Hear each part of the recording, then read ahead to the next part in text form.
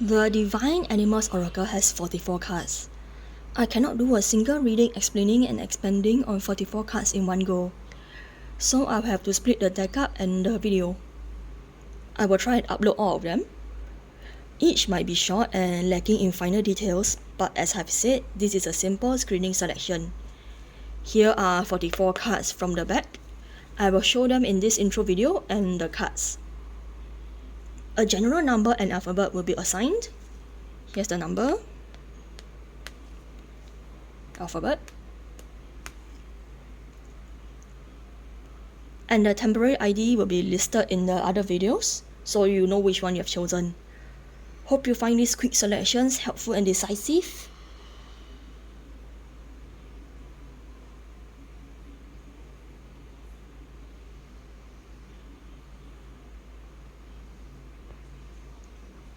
See you in the selections. Hello, I am back. Soul Inferno here, with hopefully better pacing, filming skills, and narration. Then, in case anyone don't know, I'm doing a full deck showcase of the Divine Animals Oracle. It's a simple card selection to know which animal guide, totem, or spirit is showing an interest in you. Those that appear may have things you can learn and blessings to offer. While I can show all the cards, know that there are limits. I cannot do a full-scale 30-minute reading of each card, so I rattle off the most important points and move on to the next. There are 44 cards in the deck, and I split them into rows and numbers. I will replay the full selection again each time I do a video. Today, for this June Strawberry Full Moon, I'm doing the B row. 11 cards in total. Please choose the correct timestamp and jump to your cards. For the geeks and fellow nerds who like to watch everything, hi there. You do you, I'm working. Kindly forgive my pronunciation of names. Here is the card deck showcase of Divine Animals Oracle by Stacey Demarco.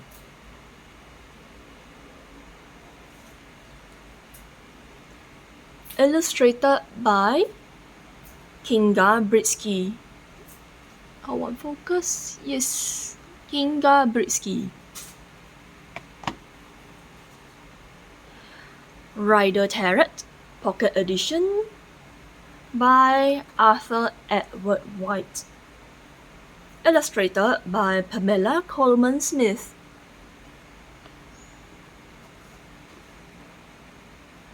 Sacred Spirits Reading Card by Anna Stark.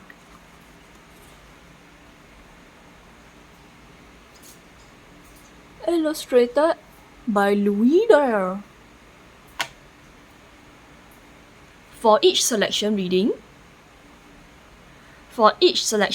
there will be one Divine Animals Oracle card, a pool of major arcana from Rider Waite, and some minor arcana also from Rider Waite. Lastly, I will polish off the reading with a draw from Sacred Spirits to tie things up. Only the Divine Animals Oracle is limited to one card per reading, as I am doing a deck showcase. The rest can come in more than one, though I prefer to choose only one major arcana for general direction. I will not stop stubborn cards from popping out. Without further ado, I will be moving on to the card selections. Whee! Boing! Number B1, representing beavers. 27, forward. If there is one thing clear about beavers, it is their work anxiety and freshwater adjacent habitat. Unlike capybaras, beavers have less chill. A proudly postulated experience of people who want beavers next to them is to play recordings of water trickling, and the beavers will be compelled to build a mound. Do it enough times and you will have a beaver dam. This means that you may have to sacrifice what is hopefully a cheap recorder, unless you have a way to retrieve it.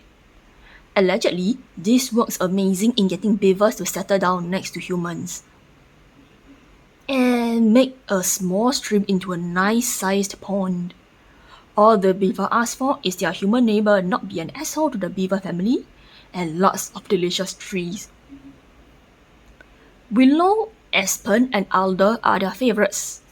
They also grow plentifully next to streams. Be warned, if you have fruit or nut trees, they will break into your mama's garden for a nibble. Shrubs, herbs, and hedges will not be spared either, so you are encouraged to plant more so you can share your bounty with these keystone species. Certain trees like juniper, poplar, and spruce, and fruit trees are typically pruned in the winter, where the nasty pests that love their sap are dead or in hibernation. Instead of having branches break off and cause a large wound in the tree due to snowfall, remove them and give them to your XL water rodents. Hopefully they'll become friends and they will have some winter snacks. If they are young and inexperienced, a little help is appreciated when the winter starts to dwindle. Camaraderie, unity, family, hard work, and labor are known traits and meanings of beavers. They are constantly building and rebuilding their dam, logging trees, shoveling underwater plants and mud. As common prey animals, they are rarely seen on the surface for long. So when they do appear, it is to do something important. No wonder they are known for their work ethic. They are terrified of being out in the open, especially when the pond is far away. The Major Arcana reveals the Hermit.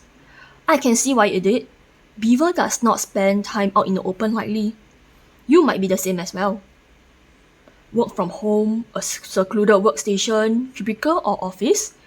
You could be an underappreciated janitor in the tool trade like a plumber or an electrician, or even a sewage maintenance worker.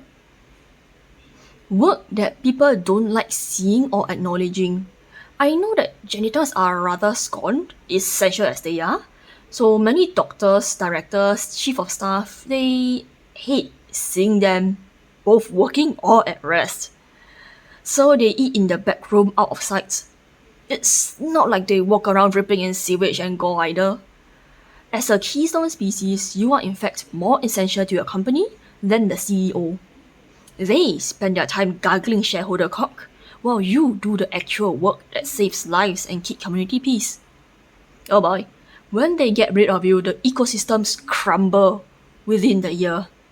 The spring melt bashes through all your dams and no one to pick up the pieces. Beavers are extinct or critically endangered actually in most European countries. While efforts have been made to reintroduce and recover their numbers, homeowners with land are split into propaganda hogwash and homely fishermen.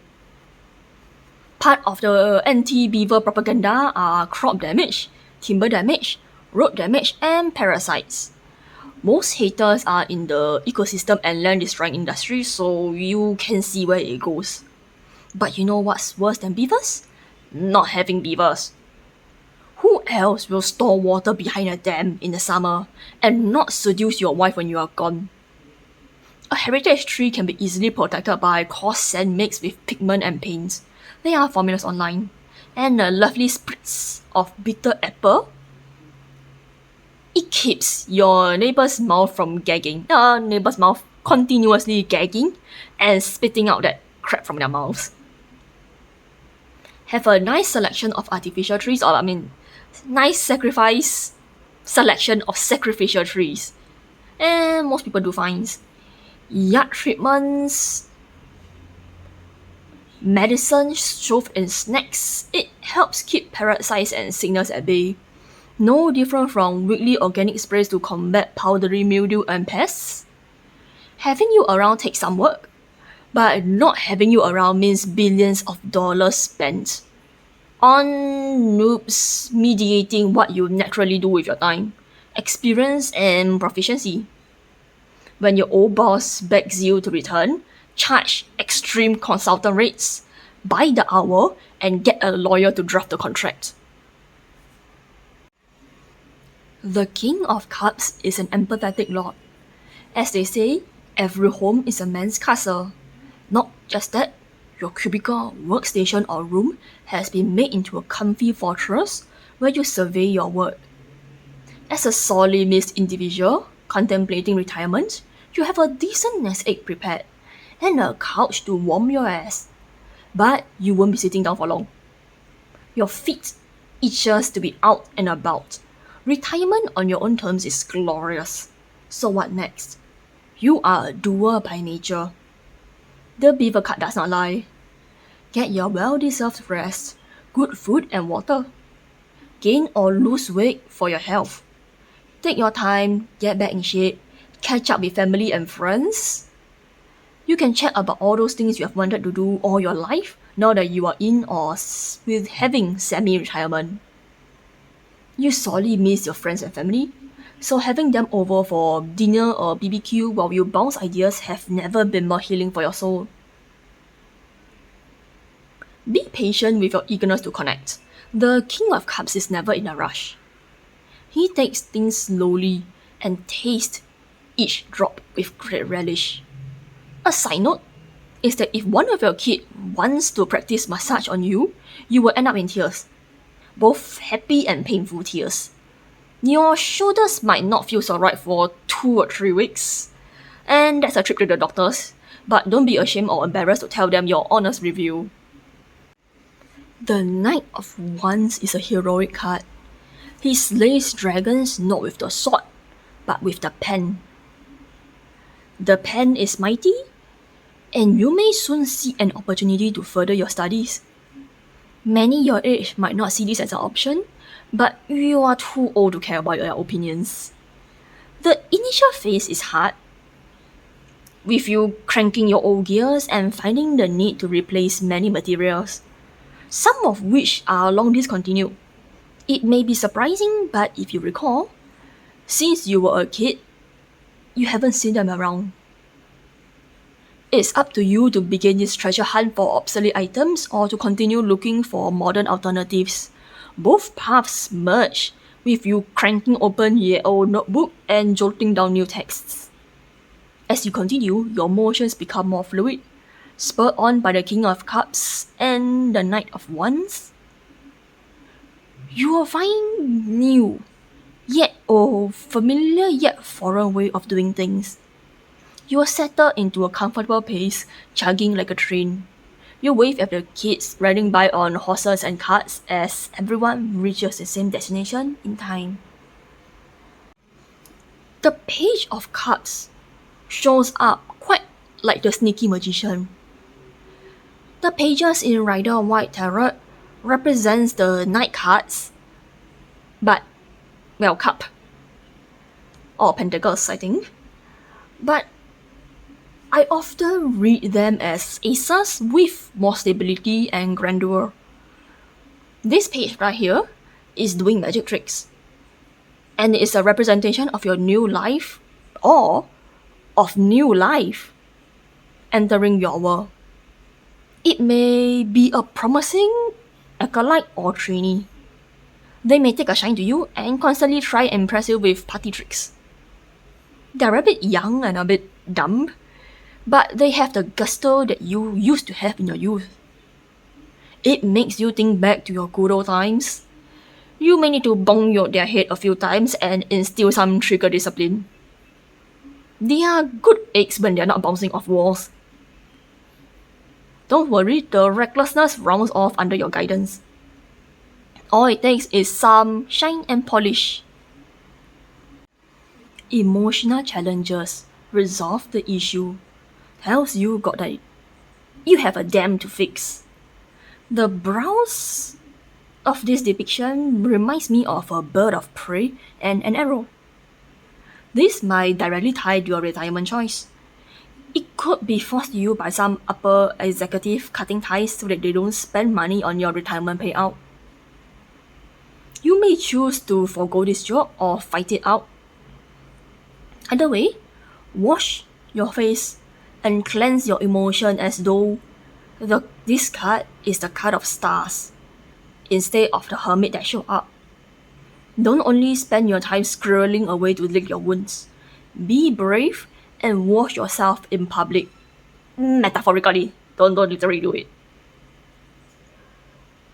Hiding will only make things worse as your old boss as though wrongful dismissal wasn't enough, might just publicly slander you. Before that happens, your only retirement should be to contact a good lawyer, a good ace lawyer, who soars like an eagle and strikes like an arrow. You are wise enough to cut through the emotional bullshit from young, peppy lawyer and salesman speech. It might take some time to search, as the law industry is also filled with emotional manipulators. Hear me out, you are still the King of Cups. No one touches your compound without you knowing. When they do, that lawyer is going out of your door. Okay? This ends the reading. I'll be moving on to the next card now. Card B2. You are the Jackal. Number 44, representing the truth. Here is the Jackal. It is interesting to note that the last of the Divine Animals Oracle deck ends with the Jackal. Remember, there are 44 cards in the deck. It is the animal with the closest association with Anubis, the psychopomp. It means their guide for the dead. He is the protector of tombs and defenders of chaos. He's also the boatman of Ra's sunboat, I believe, in certain depictions through the afterlife and into the new day. Unfortunately, in the Western world, he has largely been mistaken for the personification or representation of death. In a sense, it's like the last letter of the Greek alphabet, where it is not actually seen as the end, but rather a completion of the set and the new beginning. Quite like the tarot card of death. This card goes all in with the Anubis association. They even have the Jackal statues, the masks, and there's this skull one staff. I will henceforth speak of this card as though a representation of Anubis. Spoiler alert, we don't get along. Sure, I'm a hell servant and both our jobs are in the underworld and the death domain, but because he's a psychopomp and I usually reside in my layer of hell, pushing paperwork and curb stomping the cruel dead, every time I see him, it means I have more work to do. He is the face of overtime and no relaxation. For me. Sure, I love him as family and we fight together on certain fronts, but we get together like cats and dogs, which is to say none at all. I was looking at him showing off half naked here. This is the time where I walk in the room. Hey bro, what do you want for dinner? I see him flexing in front of the camera. I run back downstairs and loudly shout, Mom, Dad, bro is stripping for his OnlyFans. And when he runs down the stairs screaming, I sneak away from the battlefield of both parents cornering him. I run up to his room, open his drawer, steal the money from his wallet. Does this count as grave robbery? Maybe. I'm also the sibling who will dump laxatives in your protein powder if you piss me off. I will regret nothing. We are not actual siblings, by the way. Family chaos aside, spiritually, the Jackal represents intelligence and cunning. Related to witchcraft and black magic like black cats to witches, some see them as an omen of robbery during the nights. Much of a trickster, he provides advice that are borderline illegal, but his innate cunning keeps it from being openly illegal. So if you need magic, glip of tongue, or wit that is almost evil, Jackal is a safe bet to call upon. As Jackal or the Anubis is the guy who weighs souls, the truth will out. The Hermit showing up makes me think of Amaterasu, the Japanese sun goddess and the alleged progenitor of the Japanese royal line. In one of her stories, she shuts herself in a cave due to embarrassment from her brother Susanoo, a sore winner going way too far after winning a contest between them. She shuts herself in a cave and in doing so, throws the whole world into darkness. To trick her into leaving the cave, the gods banded together. Omoikane, the god of wisdom, conceived a plan. They made Birds and roosters crow and sing, beat drums, made music and threw a party. A large mirror was made and erected outside the cave. A goddess, by the name of Ameno Uzume, danced into a trance. As legend specified, her clothes were open and beads bouncing, breasts bouncing with the beats, and her footsteps. Japanese. The many interpretations were specific on certain points. The god of strength hid next to the cave, so when Amaterasu heard the singing and dancing, along with the claims of "We found a goddess more beautiful than the sun," Amaterasu couldn't contain the curiosity. She took a peek and was dazzled by the gorgeous shining lady in the enchanted mirror along with her adornments, as well as the TD lady dancing.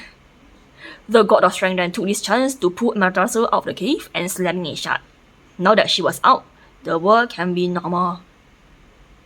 As the hermit represents introspection and self-reflection, you may need to find a cave wall to face and think thoroughly.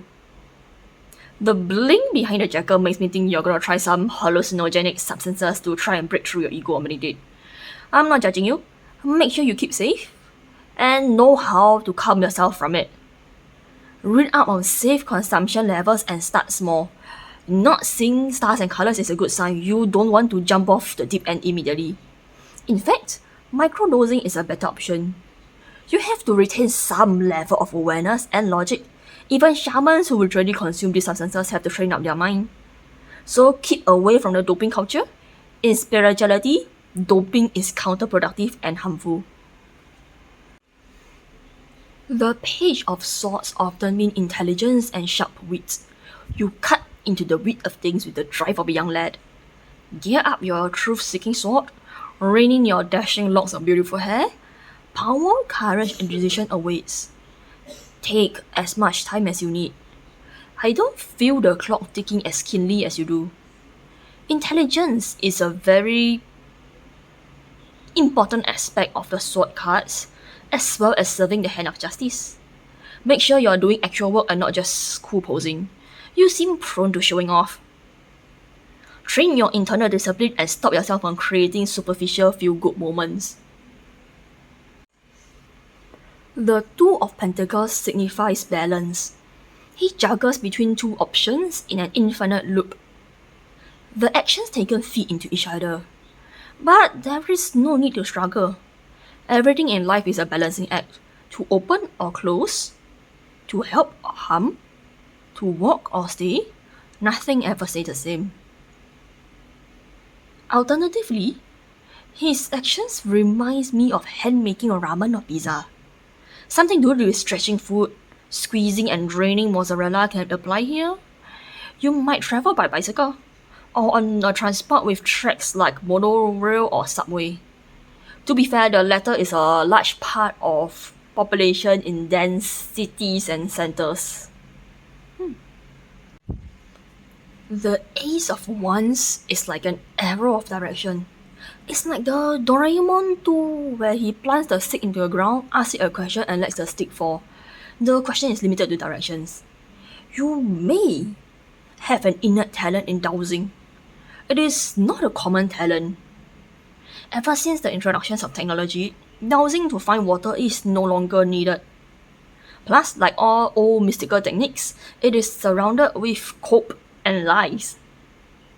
Many times, the success of the search relies on coincidence more than luck or skill. In the terrain, there are always locations where water will pool underground. Enough experience and boring holes lends enough credence to those who have no talent. You have a steep hill to climb with almost no true master to teach you their skills. I don't envy your position. Sacred Divinity. There are two paths ahead. Also, naked dancing lady. No wonder the Ace of Cards turned out to be a downer. There are hidden depths and secrets inside. Things you would like to uncover but are limited by skills and spare time. One path likely points to maintenance, as in the Two of Pentacles, and the other is led by the Ace of Wands, where you have to break open your own tombs. Consider the hermit and choose wisely. Whatever your choice, magic or reality, summon the Page of Swords to cut away the excess. Stop thinking about that other choice. Dedicate, train, and hone yourself. Your constant agony of feeling like you are burning in your own fire stems from this internal conflict. Spiritual evolution, set your heart free. Combined together, this kind of looks like cremation and burial at sea, but, well, as it is said, free yourself from these choices and paths. There is only one true direction: forward. This ends my reading. I will be moving on to the next card now. If you feel that this reading is unsatisfactorily short, it is because I'm too direct of a person and I refuse to entertain hesitation. There is really no point in continuing this. B3, we have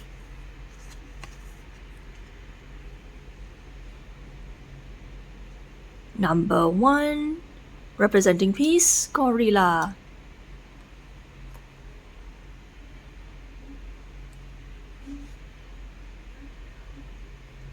It is true that gorillas are very often peaceful creatures. Amongst the great apes, their size, strength, and general calm are well known. While silverback gorillas are predominantly displayed as testosterone-filled, roid-raging alpha berserkers, they are much more likely to be the complete opposite. Compared to their cousins, the chimpanzee, a gorilla's first instinct isn't to rip you apart and eat you alive, but to worry about and protect their family. As you can see from this card, the gorilla has a greyish tone on their back, aptly named silverback gorilla. They are not a subspecies, but rather a matured and experienced male. The leader of his troop, they have a few, if any, natural predators, possibly due to their great and intimidating size. So far, only leopards and crocodiles have been known to consume gorillas. Even then, it's the young ones and the naturally small females that are in the most danger from crocodiles. The more famous mountain crocodiles live within the cloud forests, in higher elevations of African mountains. Mountain gorilla, African mountains. As such, deforestation is their main threat. There are lowland gorillas who suffer worse from human encroachment and are critically endangered. All species and subspecies of gorillas are herbivores, with varying amounts of frugivorous or fruit-eating opportunities. Spiritually, gorillas are well regarded amongst African natives as protectors, leaders, for courage, positive energy, and compassion. Sadly, their undeserved reputation for violence have since become immersed in media. Movies like Tarzan and King Kong, as well as racist allegories replacing African American men with gorillas. Kidnapping innocent, virtuous white women, of course, having virile, equally roided white men save her is an ubiquitous part of early storytelling. The Black Panther movie, in the past decade, finally managed to redeem the gorillas, along with vegetarian bodybuilder representation. The Emperor's appearing is a surprise, and it answers a few questions. If you were to look at the gorilla here, he's not on Earth actually. He's looking at Earth from another plane, it seems. From the globe, it seems like they seem to be depicting the Mediterranean Sea and Northern Africa. His gilded helmet and patterned shield is on fire, and his spear is stabbed into the ground. Despite that, he looks so zen, just staring us peacefully at the earth. You could be a vegetarian or someone who looks quite grizzly, but with a soft and tender heart. You love children just like the Empress. Probably plan to have more than a few.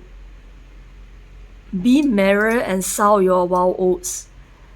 Could have been part of your plan when you return from war or from any form of conflict. However, I detect a sad tone of grief. Parts of Earth seem to have gone up in smoke. So either your homeland or your family that you were fighting to protect had been struck by the worst tragedy a father could experience. As the saying goes, a widow is a wife who lost her husband. A widower is a husband who lost his wife. An orphan is a child who lost their parents. But a parent who lost their child, no words describe the grief. Recently, there are such terms brought to the forefront. Viloma, the Sanskrit word meaning against natural order, as parents are supposed to pass before their children. Alternatively, support groups centering around the quote empty arms have been created. The Three of Swords signify deep emotional pain. There could be an aspect of betrayal to this card. Looking back at the Empress, it feels like she's trying not to meet my eyes. Normally, I will read the Empress as surveying her lands and her children, but this time she looks guilty. You might have not gone through a child's death, but a brutal divorce and robbed of custody. Your spouse could also have poisoned or bribed your children against you, speaking in falsehoods to court and to others. Had they stabbed you in the heart, you might have felt better knowing they vented their rage, instead of living with such poison in them for the rest of their years. Your eyes are empty of tears and your heart empty of beads. The Six of Swords is a card of painful living. You may have been forced out of your burning homeland, made to seek asylum and a refuge in a world that judges you by your skin and appearance instead of the goodness of your soul. It hurts, but there is nothing left behind but ashes and death.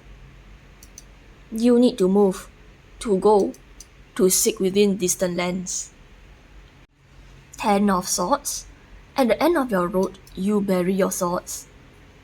If this is the body of an enemy, you have lived and therefore died by the sword. Whoever said pain is fleeting, like pain never ends. You collapse where you once stood with pride. Maybe it was worth the swords you once held, maybe not. Either way, that ship has long sailed. If this is your body, then you made moves to carve away your sorrowful flesh. It was a hard journey to carve blood from flesh and soul from spirit. In the end, you left pain. Taking your own life requires courage. Taking your own death requires that much more. I'm not here to change your decisions. When the time comes, you will know the meaning of my words. Ground your light, let your soul shine. Whichever way you intended and crossed, you left a body behind, a vessel for a soul. Unneeded. There, finally, came peace. A full roundabout, back to where you started. Same yet different. When flesh was carved off your bones, you became less. So why is it that you feel so much more now, having so much less? You ponder and smile. What a fine day it is. What a blessed time. I am now done with B3. I will now move on to the next card. Card B4, you are the Orca, number 30, representing songlines. You have a lot of cards appearing for you, but let me start with the Orca. Otherwise known as the killer whales, orcas are the top predators of the ocean food chain. Known for their intelligence, curiosity, playfulness, and adaptability to circumstance, Orcas are surprisingly picky with their food. Each pod of orcas learn from young to hunt a certain food source. The disappearance of those could lead to starvation, even when other food sources of other pods are present. There are some salmon hunters, shark hunters, whale hunters. Orcas find a niche and squeeze themselves into the gap. Sadly, while this card lists orcas as representing songlines, orcas in captivity are the most silent creatures. As with all the whales, they communicate by echolocation, emitted from specialized sonic tissues along their nasal passage. Like other whales, they sing for company. And hearing nothing else but their own echoing voice, they fall into silence. Highly social creatures like orcas have been known to end their own lives from the torture of isolation, and forced to entertain other creatures called humans in depraved performance cultures. A brutal case was the Star of Free Willy, where the orca wasn't freed, and many years later, he was finally rehabilitated enough to be released back to the oceans, dying alone 5 years later from acute pneumonia. The captive orca Tillicum was another tragic case. Responsible for 3 out of 4 deaths by captive orcas, he died after years of showbiz abuse, allegedly from bacterial infection. I say allegedly because living in a coffin for a room and being forced to do nothing but stunts for hours at a time does no good to anyone's health. Many of these zoos have made excuses like how orcas released would not be able to survive, ignoring marine scientists' repeated experiments and examples of orca pods adopting orcas bred in captivity. It might take some time, but eventually the call out of seas resonate with their blood, where they find their adoptive family. There were even cases of orcas and dolphins teaching the adoptive family the circus tricks they learned while captive. Spiritually, orcas mean family, travel, community, and protection. Socially, orcas are matriarchal, where the grandmother calls the shots. They travel large distances for food, and foods like great white sharks or sperm whales have a sense of when the orcas are coming and bounce out of town. 2 major arcanas this time, the first being the Hanged Man. You are considering an alternate opinion or path.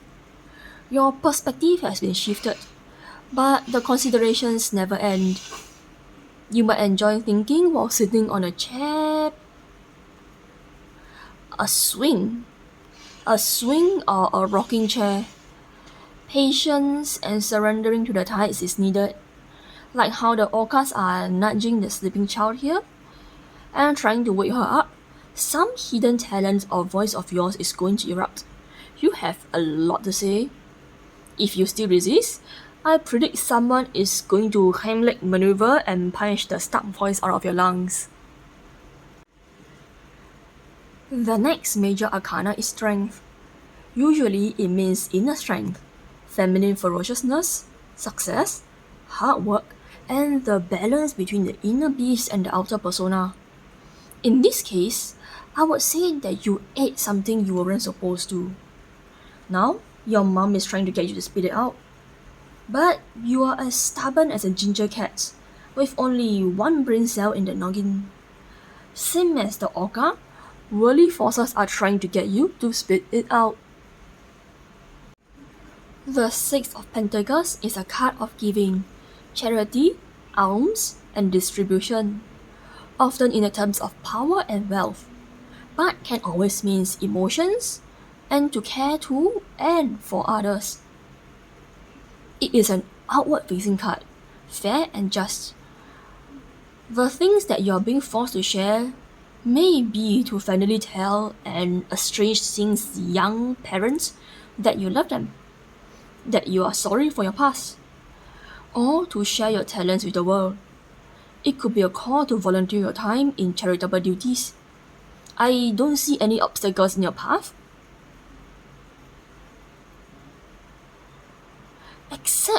for personal embarrassments. And shame. You are like the ginger cat who tried jumping on the couch, failed, flopped onto the floor, and now you're licking your fur to cover for your embarrassment. Like, yeah, I meant to do that. Lick, lick, lick. What? Going full scorpion? Of course I wanted to do that. I'm training yoga. Too bad nobody believes your excuses. You're just gonna have to suck it up if you want prime sitting position on the couch. The Six of Wands is a card of triumph. Like the laurel on the character and their staff, you will be crowned in the glory of the sport. It may be in a competitive league that you have your eyes on, slightly obscure like jousting. You will have a lot of fans. So watch out for flying panties being thrown at you and keep away from being too friendly to underage minors. It is neither sexy nor cute. The Three of Wands is a card of planning. You put down your staffs into the mud, and soon you will have a fortress, or tent, or a BBQ pit. Either way, it's great. This card speaks of future success, viewing the lands before you with great satisfaction. You feel like Caesar. I came, I saw, I conquered.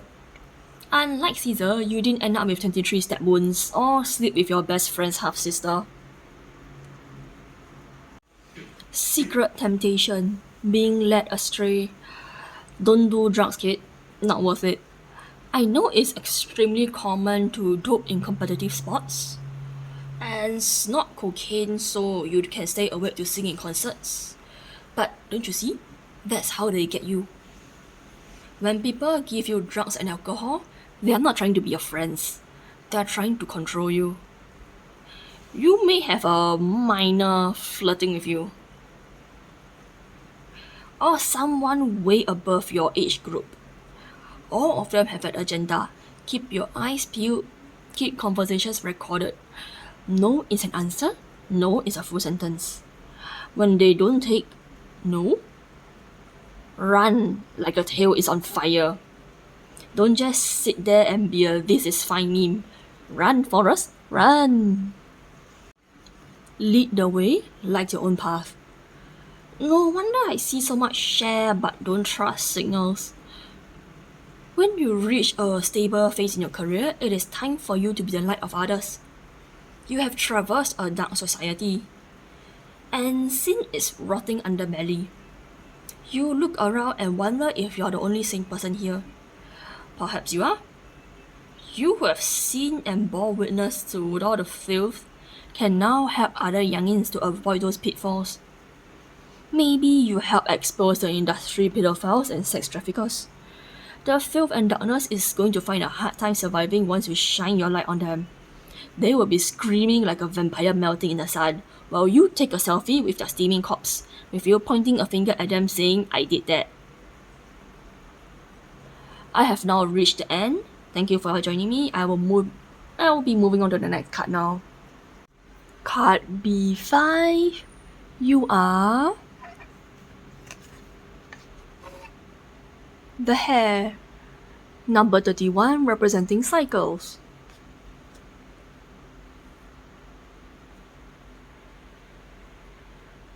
I can't tell if this princess looks more like Rapunzel or Goldilocks.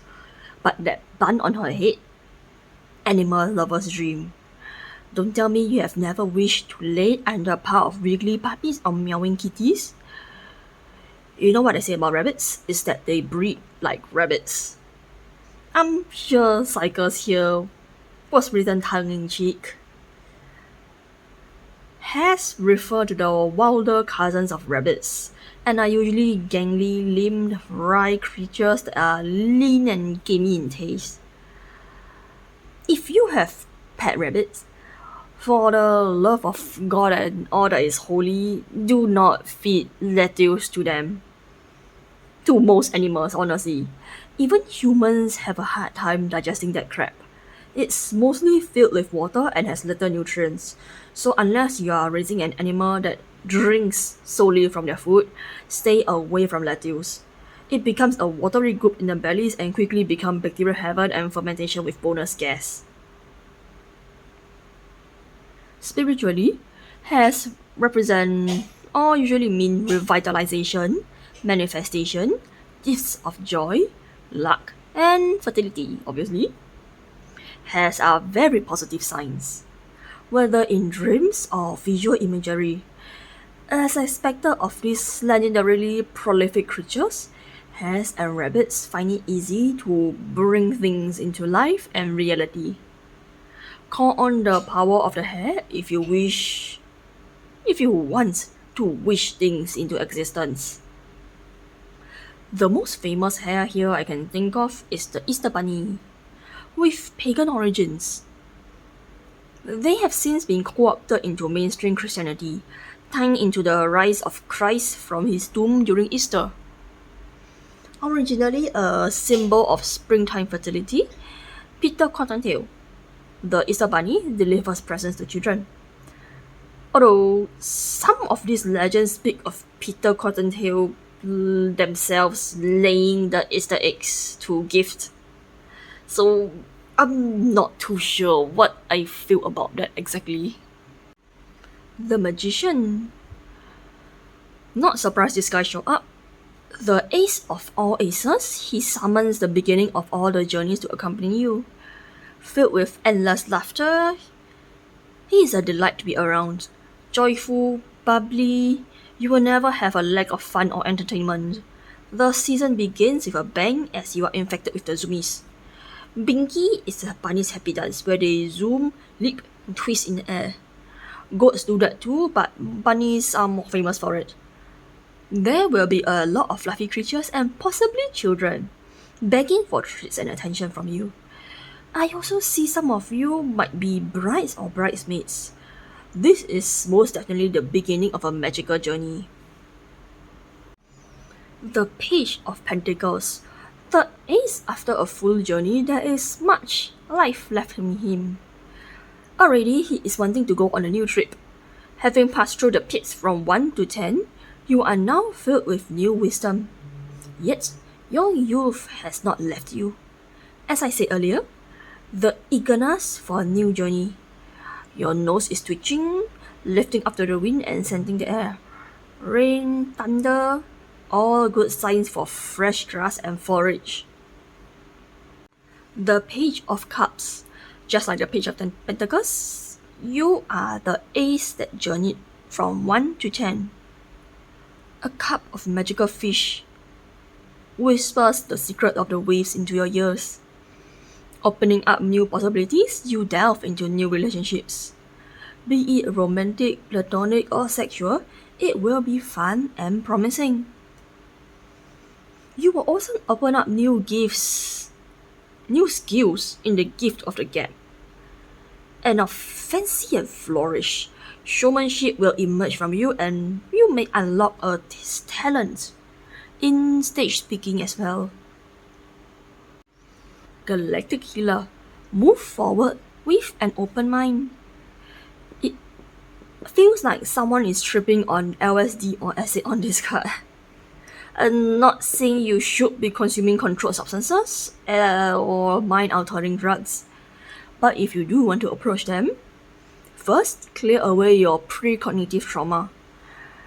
They will make a good trip into a bad one. Never try tripping in a new or unsafe place. Also, no exposed areas of water. Read and research using safe internet access. Google is not safe. Even incognito steals your data. It might look like I'm trying to stop you when the card says forward, but seriously, you should not skimp on safety. Also, no mixing drugs. Yeah, not with alcohol either. Most sane trippers who use them to experience spiritual changes will recommend you to start slow and soft. Learn the limits of your body by taking one step at a time. Understand your curiosity and the drive to proceed. And be cautious of the voices trying to lead you wrong and trying to get you to start hard. Keep safe, keep sane, and stay nourished. I will be moving on to the next card now. Hello B6, you have the rhinoceros, number 32, representing moderation. Rhinoceroses are widely known to be peaceful, chill creatures, and people who live next to them or work with rhinos often describe them as tank puppies. They are known for their friendliness and slightly bumbly creatures who sometimes forget their own weight class. Much to the chagrin of their caretakers, nothing like a tank puppy bouncing up to you and bowling you over with the exuberance to wake you up in the morning. No caffeine needed. A doggy headbutting you is cute. A full-grown rhino doing the same makes you want to invest in a sledgehammer-proof vest. Despite such cute and lovable personalities, they have been pushed and hunted to dangerously low levels. The western black rhinos and northern white rhinos have been declared extinct in the wild. Sudan, an animal celebrity of sorts for rhino conservation in 2018, he was the last known male northern white rhino. Knowing this, since you have chosen and the card chose you, there may be a hint to approach fertility treatments with an open mind. Most of the time, fertility treatments and prevention rests on the shoulders of women. But I'm telling you, it takes two hands to clap. The masculine counterparts need to do their job as well and accept the treatments. Both men and women have ticking biological clocks. And while it is true that men can breed until death, men's menopause, also called andropause, sharply decreases testosterone levels, sperm quality and quantity, as well as emotional security, hair density, muscle loss, and physical immunity all takes a toll from andropause. This man sitting on top of the rhino reminds me of Hindu gods using animals as their mounts. I'm unsure which god this is as I'm not well versed in the lore. However, I detect some sort of guru sage-like vibe from them. With a bit of research, I have discovered that the goddess Davdi, hopefully I'm pronouncing it correctly, uses rhinos as her mount. Unfortunately, the English side of Google and Wikipedia is notorious for having poor information on non-Western information. So, I could find no more information than the part where she is a mother goddess. No legends, myths, creation theory or deeds. Perhaps this is a call for her children to spread the seeds of knowledge of her. The Hindu god of fire, Agni, is also depicted on the rhino in some Asian arts. The depiction looks quite fiery, to be honest. Nowadays, the common agreement of his mounts is a sheep. I'm not too clear on Agni, and I don't detect a god's presence overtly. There's a shield. So I'll have to wait for the rest of the cards to decide. However, neither of them seem to fully fit this depiction. Spiritually, rhinos often mean stamina, protection, stepping into power, courage, and survival. Having a rhino as a spirit guide on a totem is a sign of grounding, self-assurance, and dignity. The chariot appearing tells me there is something going on with a leadership position or being a leader. But here's the deal. In the arcana of the chariot, there are two sphinxes. When the card is reversed, it generally means that the sphinxes are running out of control, going in two different directions and pulling the chariot apart. When it is upright, they are kept in control and obeys the riders to charge forward. In this deck draws, I will not take the reverse positions. It makes it difficult to determine certain things, but I manage. So the interpretation I have now is that there is, or was, a major decision with the leadership you may be a part of. Sometimes you want to take a whip and beat everyone into obedience. Tempting as it is, it's illegal. Regardless, whether you are the leader or the subordinate, leadership difficulties are certain. The chariot appears when there is a challenge ahead. On or that there's a challenge needed to be overcome.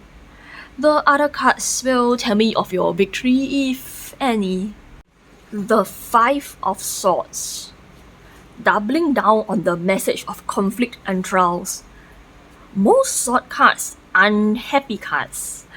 In this reading, it seems like you are the protagonist of the conflict.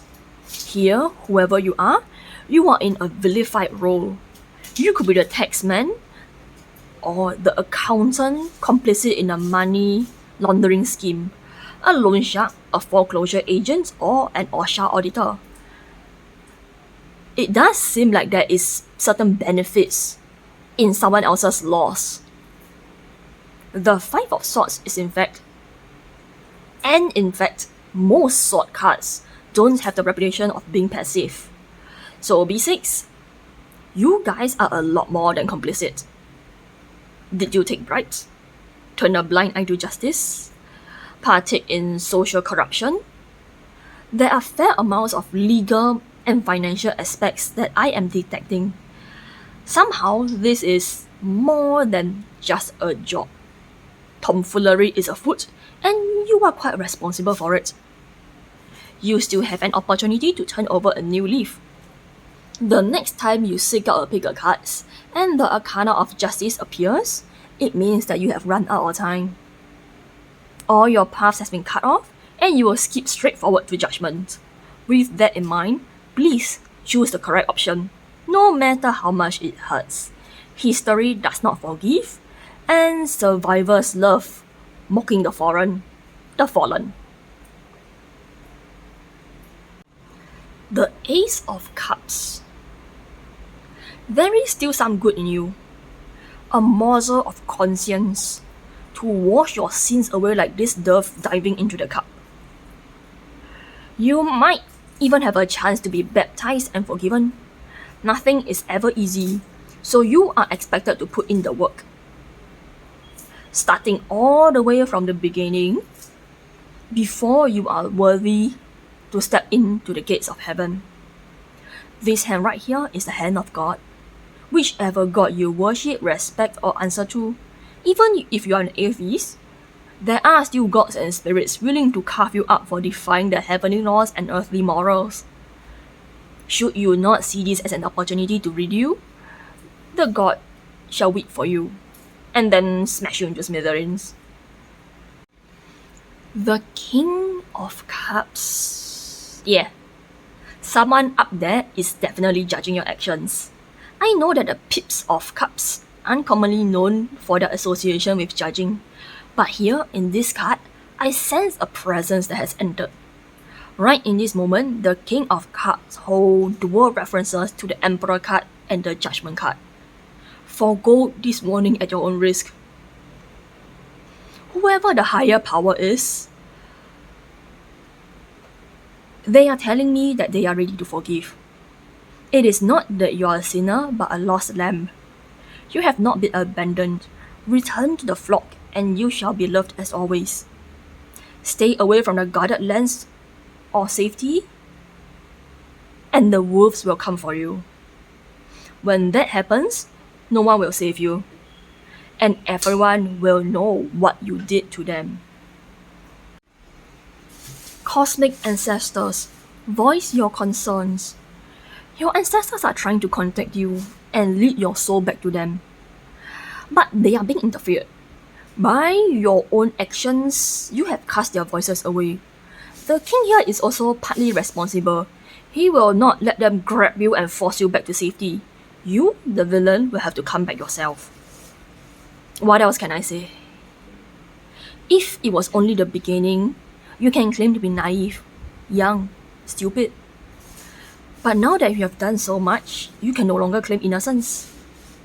So cut your gains and your losses along with your fingers or hand if need be.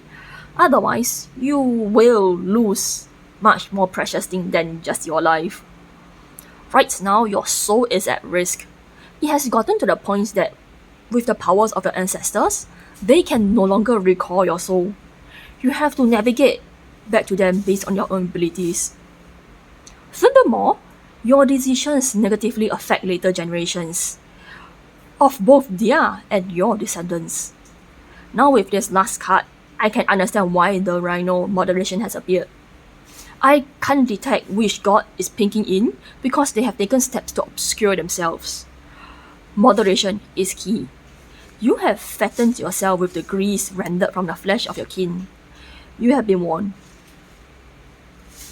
I will now move on to the next card, and I hope you take this warning seriously. Number B7, you have Chameleon.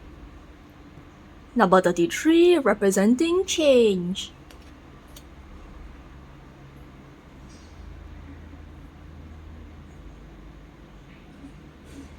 I am certain that this card has shown up for very social people. Even the ones who consider themselves introverts. You aren't introverts, but extroverts with social anxiety. The change, the dance, the music, the moves, all these things excite you. It brings out the life, the passion. You love grandeur, the spotlight, bling, and the press of bodies. In a social aspect, chameleons are a description of people who are legendary in social maneuvers. The socialite game, high society parties, everyone they meet, chameleons can get on the good side of them. Masks and maskless, every day is a masquerade. Social chameleons are people of 1,000 faces, the delight of truths and falsehoods. In less adapted chameleons, they are known quite negatively, rather frequently accused of as sociopaths and narcissists.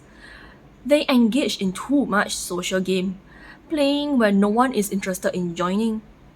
In the end, they chase away people around them. People like feeling safe and secure, not toyed with. Real life family and friends aren't participants in a masquerade ball. For other chameleons, they develop this habit as a defense mechanism. Perhaps they've had an unstable caretaker, and these young chameleons are forced to play to whatever personality the other has today for survival. Or they may have toxic friends, and so compromise on their own boundaries, all the way until they lose themselves. It's a much steeper reality than simply being a people pleaser. In all, you got the moves in you. It just takes a little polishing and a dose of therapeutic sanity. Spiritually, the common aspects of chameleons are stability, patience, strength, power, and flexibility. After all, its very nature is to change, wait, and move very slowly towards their prey. Then, they gotcha. An assassin, but much cuter and more wholesome. There are superstitions that state a chameleon is an omen of death or bad luck, but those superstitions aren't widespread in the general Western world. They are cool reptilian pets to have next to geckos. Don't release them into the wild though, where it's non-native for obvious reasons. The Wheel of Fortune. Okay, not gonna lie, when I saw this, I laughed. Right after writing about superstitious fortunes of chameleons, this guy came out. Those few South Continent America guys, South Continent, not South America, not the country, the continent. It means country lower than the border of Texas, like Mexico and onwards. For the Wheel of Fortune, your fortunes are changing up or down. The wheel goes round and round. You need to be highly adaptable and land on your feet no matter how many pirouettes life makes you spin. You feeling lucky and daring today? Maybe a little risk non-adverse. Your life will flip completely, so don't be taken by surprise. What goes up must come down, and what goes down will fly up. You gotta do what you gotta do, my man. You got a Matrix bullet time. You gotta live, you gotta take. You gotta dance with the elves and tangle with the beasts. No matter if you're enjoying this spin or not, be fun and merry. Laughter is a cure for 1,000 illnesses. 4 of Wands, things are looking up. You got nice and stable 4 walls, decent grape and rose vines. There's practically a harvest festival going on in the background. A safe haven is open and welcoming for you. Insert labor, receive joy. Are you going backpacking? Cause the harvest season is coming in. The southern hemisphere right now is mostly having their winter in June. So it should be the northern hemisphere, smack dab in early summer, that are scrounging for hands to harvest their crops. You might be a little late if you haven't already booked your slots, farm, travel or flights if any. But this is a happy card. So there's a good chance you can squeeze in some work if you dig a little. Don't be shy, you'll have a good time. The Queen of Cups. Someone's taken a shine to you. Likely an older woman, filled with maternal love. A work mom, a friendly babushka, a family matriarch. Don't look down on her, she handles the finances. Feels like someone is thinking about adoption, or that someone wants to unofficially adopt you. There's a lot of, "Oh, you're so cute, look at those squishy chickens, I wanna pinch it," going on. You MILF hunters and sugar babies got a chance to trade your squishable baby face and cheeks for margarita and fame. For the moment, I don't detect any predatory or sexual intent. The only danger is to have your white smile surgically removed before you go home, or you'll freak out your friends and family. They will think that you have been replaced by a skinwalker with how much you're smiling the whole day. 3 of Wands. As if this journey wasn't enough, you are already thinking of taking another trip. Your little trip brought you back more bounty than you expected. A bumper harvest. The farm owners are practically begging for you to help them eat the produce before they rot on the vine. Can someone have too much blueberry? Only the courageous can tell, and you just might be that guy. It is then that you discover, yes, humans can shit blueberries. If you compost your feces, you will discover that the berries are stubbornly growing out of your compost pile. But wait, the harvest isn't over. There is still more to eat, and if you bring them back home for your friends and family, you cook, season, and bottle them as a jam. You try feeding them to goats, but then they bleed and they headbutt you and demand you for real food.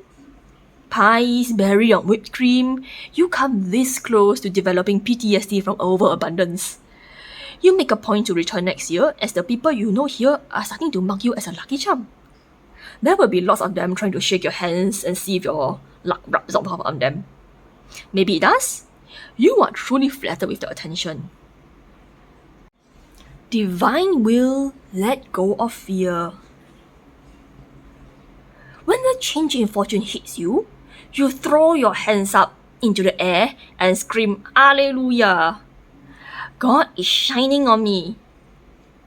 You feel like streaking the streets naked, but you have more sense than that. Fear drips from you like Roadrunner dropping Wile E. Coyote. You sort of go, "I believe I can fly," and you fucking did. So dreams do come true after all. Well, B7, that was an absolutely blessed reading. I am going to end it and go on to the next card now. Bye! B7, you are the Tiger. Number 35, representing will.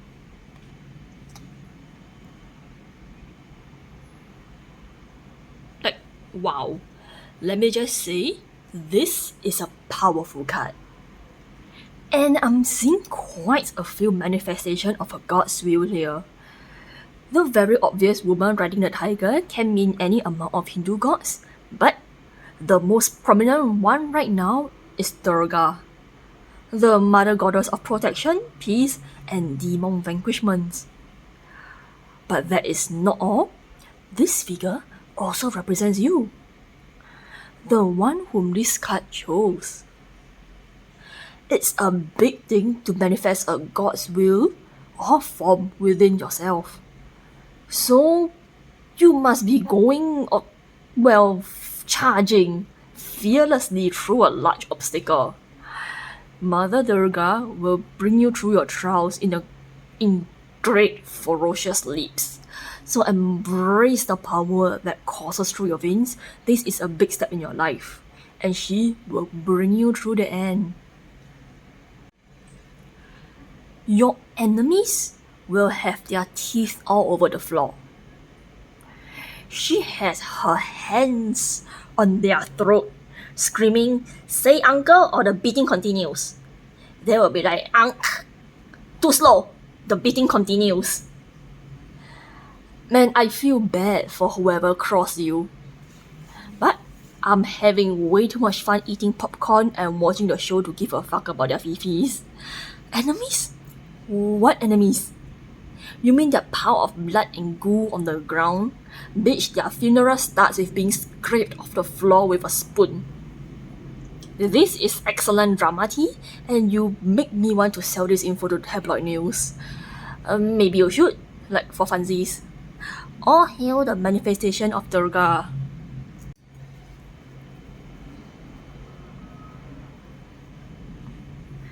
The lovers. A mother goddess is shipping you. Like, holy shit, this is a very auspicious sign. The tiger card also depicts these two mountain cliffs. Today, these cliffs look like they were carved from emerald. There's a misty, watery light coming from this. The tiger is leaping across the top of a waterfall. From what I know of ancient Indian cultures, emeralds were once ground into powder and drunk as a cure for diseases. The efficacy aside, this might be a hint that your marriage is linked to a doctor's family or a pharmaceutical company. So either you are rich or you are marrying into riches. And if you are rich, you are marrying richer. Tigers have an association in Chinese culture with the god of wealth, as well as the Taoist god of medicine as well. There is also the cultural symbolism of tigers meaning kings. So there's a link to royalty and power. Make of this what you will. The Three of Cups. A three-way harmony and celebration. Usually marriages are between the union of two families. So having three women means that other than the two direct beneficiaries, you and the other party, there is a third party also benefiting. All three of you are in equal harmony, so there is no conflict or competition between you guys here. A large gathering is in order and a grand celebration of bounty and excesses. Remember to pour one out and offer some extras for the guy. Like, everything is looking out for you and you have never been happier. Six of Swords. Normally, this is a sad card, one of separation. It might be possible that your spouse is overseas or far from your native homeland and family. So there's a bit of bittersweet separation. You'll miss them terribly, but hey, you can always visit. In the few cases of someone trying to stir shit, you have no worries. I am rather doubtful that you can even tell if someone is trying to stop this union, because Durga has your back. And have them dragged down an alleyway for a speedy organ donation program. Like, you might not even notice a tiny blip. Even if the trouble is big enough for you to personally notice, Durga has you covered. Here, the tiger brings you across seas and oceans in one giant leap. However bad the situation, it will be gone in a blink of an eye. Here is the Page of Wands. Now that you are married, your new chapter is beginning. You wonder and calculate the requirements to build your own house. You have a handy measuring or tracking stick, and your trusty Sherlock Holmes hat. Maybe you'll take part-time job in an expedition. a voyager. Dun dun dun. Maybe you'll visit the Great Pyramids when it's safe, or build your own Great Pyramids. Something to do with construction plans in a desert or a desert-like location. It might not be the sandy, hot kind of desert. The poles, Arctic and Antarctic, are classified as deserts due to the low amount of diverse life in the region. I have heard that many countries are investing into building infrastructure there, so you could be a part of it. The Page of Pentacles. You have a shiny new thing to polish. In no manner do you doubt that you are blessed. Perhaps it is around this time, a few years after your great fortunes, that you are planning for a baby or having a new life expansion. Where many others will falter due to their financial stability, you won't. It's a nice and moderate pace you're going, smooth and delightful. It seems like you're visiting new places again. The smell of adventures and crushed grass under your feet. I feel like you will have grown a few wrinkles along your eye smiles by then. There is no need to worry. Only petty idiots will think that you look any less. Most of the public, however, will claim that you have matured into your body and beauty. You will be the example of MILF or DILF, hot into your 80s. Ascended Masters create open communication. Jesus fucking incestuous Christ. You are blessed. Like fucking blessed. Finance? Fuck yeah. Health? Diddly-giddly-goo. Romance? Yep, yep, yep, yep, yep, yep, yep. Spirituality? Rising into the sky. Are you the son or daughter of the gods? There is so much blessing shining through that my eyelids are getting dyed gold. I cannot track the heights your soul and spirits will soar to. So let me wave my handkerchief and say sayonara. どうぞ良いご旅行よ. That will be the end of this reading, and I need to massage the infectious smile off my face. B9, you have the Bison, number 35, representing ritual.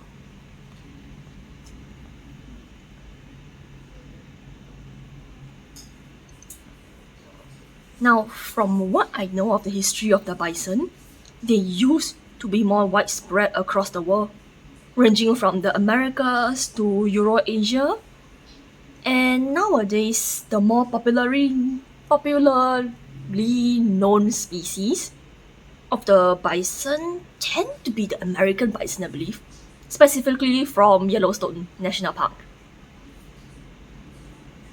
The European bison are rather much forgotten. Efforts have been made to bring them back, and scientists have discovered that these bisons are a keystone species. These hairy two-time beauties of the American grasslands and prairie have evolved alongside native grasses. Plants and herbs, they all depend on the bison for their survival. The grazing habits of cowherds just don't cut it. They create habitats for reptilian, amphibious, arthropoda, and avian creatures alike. Arthropoda means insects, and avian means birds, so yeah. They are massively underappreciated terraformers and habitat engineers. Sadly, these critical bovines became caught in between the warfare of colonialist European empires against native people. This information is considered political and controversial, but are readily recorded in offshore news journals, documentaries, and scientific journals alike. Where once the natives used to be recorded as the tallest people around the world, their height reduced drastically after the near extinction of the American bison. Some sources record around an inch. It might seem petty to call it a drastic change, but having the adult human height fall by an inch isn't normal. During the 18,000s, the average height of Americans was 5'8". Now, in the 21st century, 5'9". 200 years, give or take a decade, for 1 inch of change. And the bison went extinct or almost extinct, as the records say, around 1883. So, the 1 inch of height reduced took less than 100 years. Even worse is that there are mainstream educators and lessons who put forward the claim that it was the natives who gained access to guns and horses that hunted the bisons to extinction, not the colonialists. Due to the widespread politicized rhetoric, many children and adults today still believe that the European bisons didn't have that great of a time either. They went extinct within most of their native range prior to the Middle Ages, only surviving in small isolated clusters. Then they were pretty much finished off in early 20th century through great conservation efforts, with 2 genetic lines, one beginning with only 7 bisons, 5 of them male. The other line was a mix of 2 different species, and with these 2, they have managed to get the bison numbers up. The one with the 7 bisons is it's recorded to be the only pure line of European bisons, but it's a bit complicated. Genes are complicated.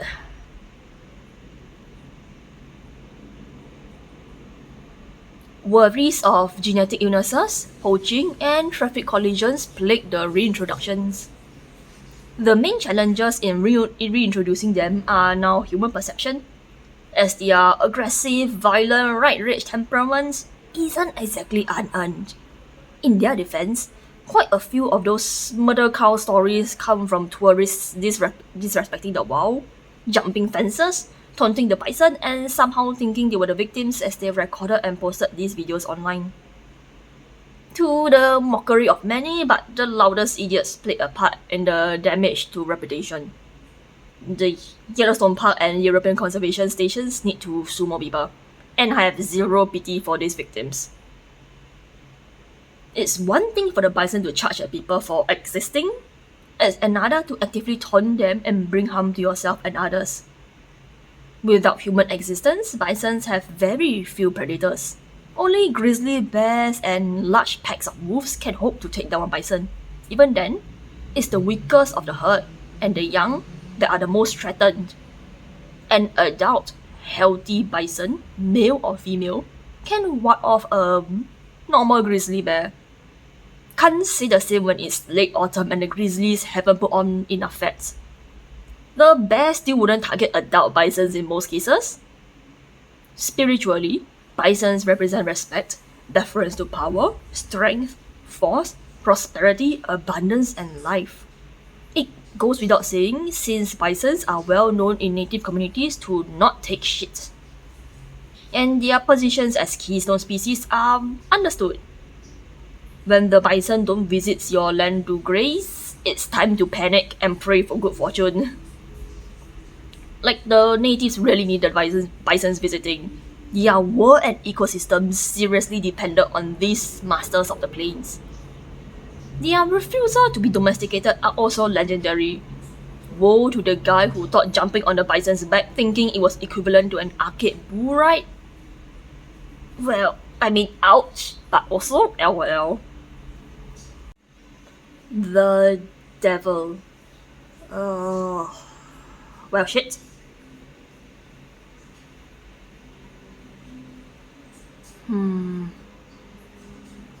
I think you can tell by now that I am extremely biased and wokeified.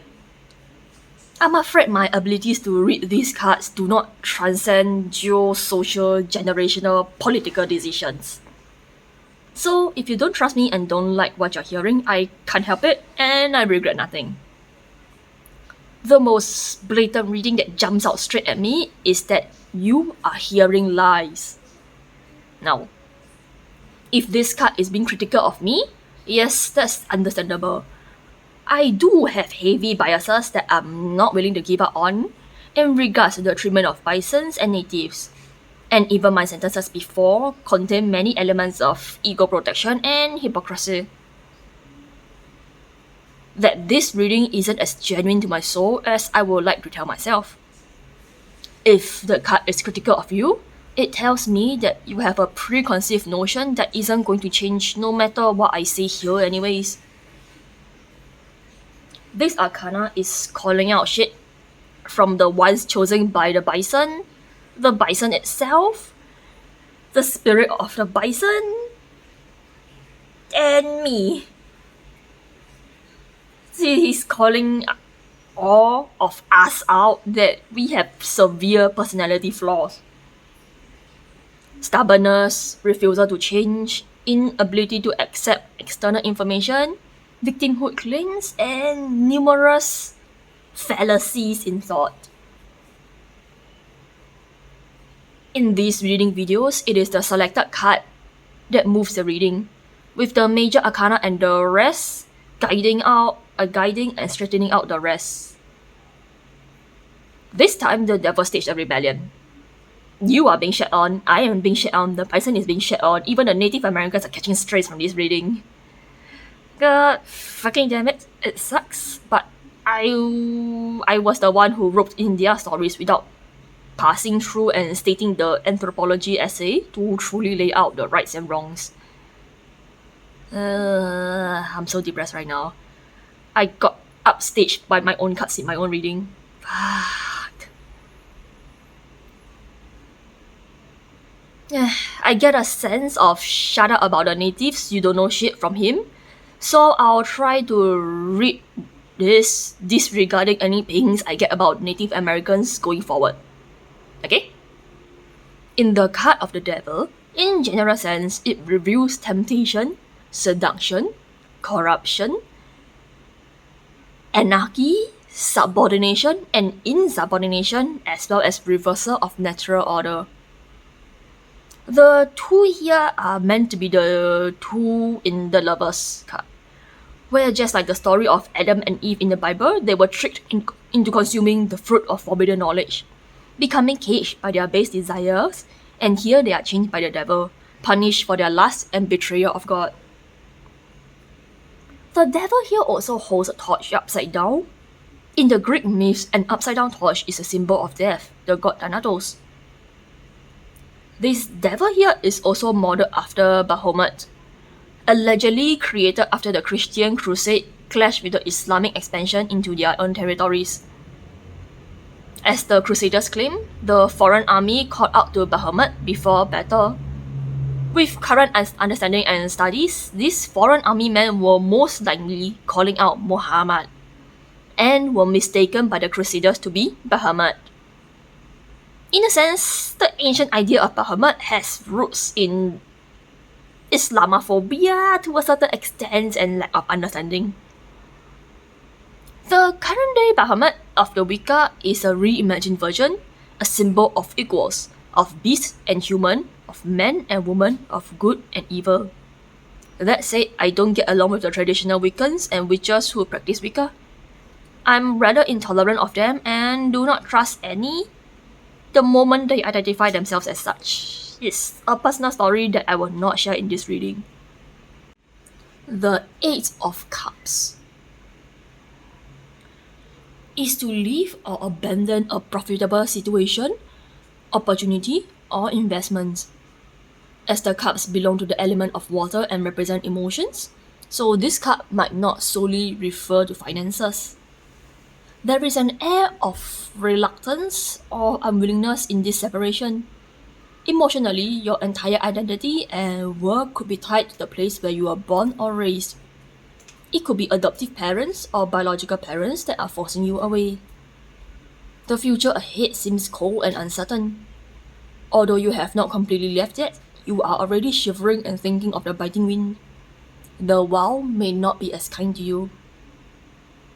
The drudgery of this forced journey fills you with bitterness. In some readings, the Eight of Cups may be a positive process, one where the unfulfilling system or situation was left behind to welcome new and improved things. Out with the old, in with the new is a saying.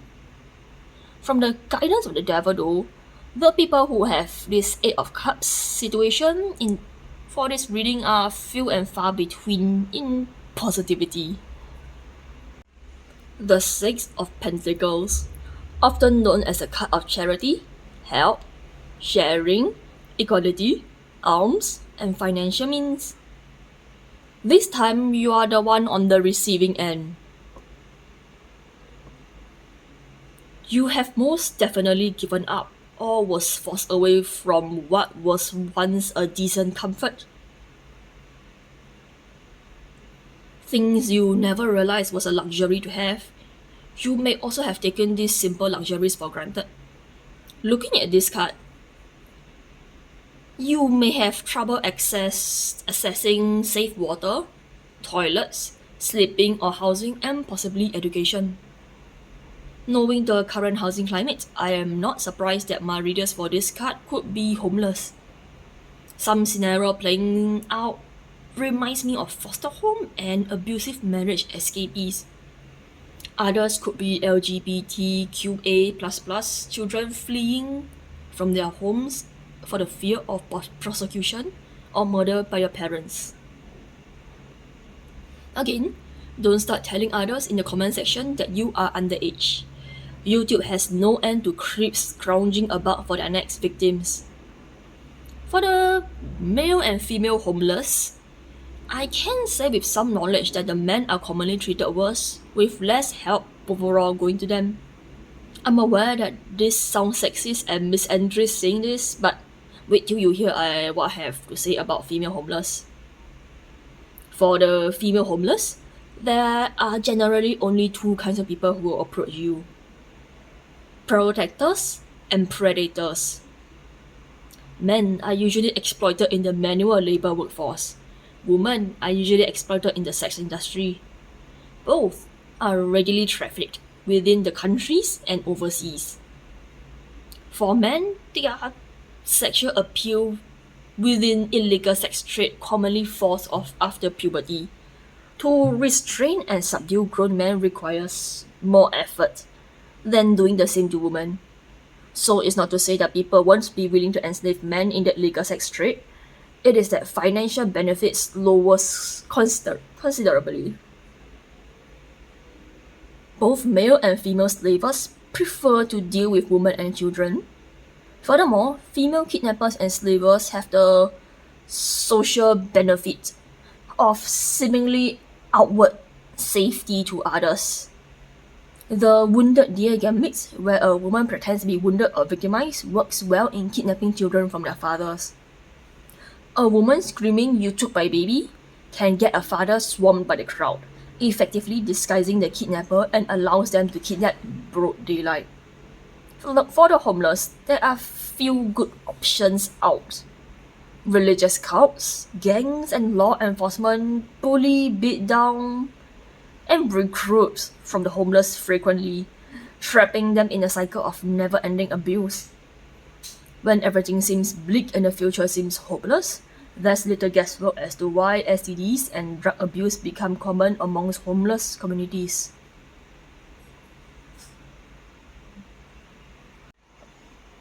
Ace of Swords. There is a slightly positive uptick in your later life. A chance to break out of this despair. It will not come easy, as the hand of God here is rather tainted by the presence of the devil card. The clouds here are dense and heavy. It may imply a previous or preceding heavy shower. You need to grab onto the double-edged sword with all your strength and crawl out of the abyss.